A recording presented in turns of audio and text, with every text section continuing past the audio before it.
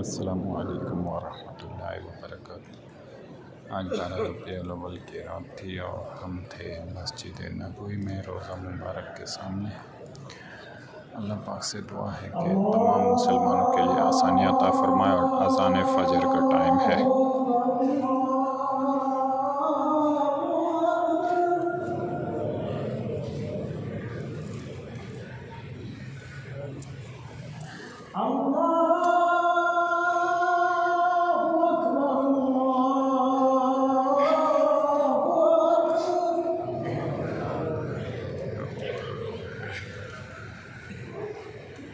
أشهد أن لا إله إلا الله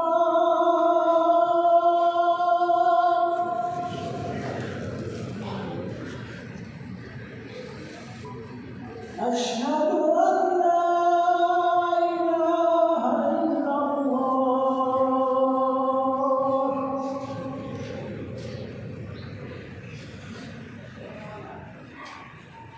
أشهد أن محمدا رسول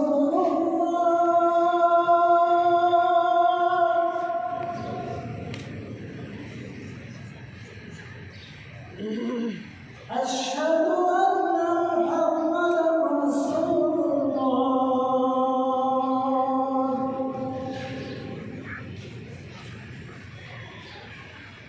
حي على الصلاة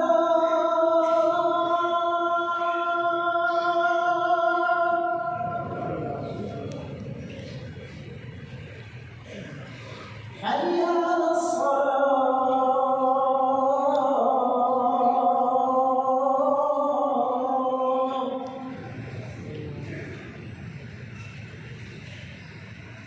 حي على الفلاح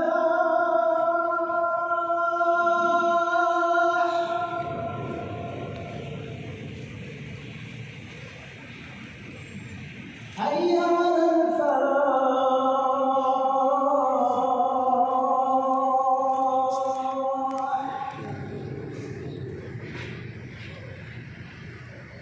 الصلاة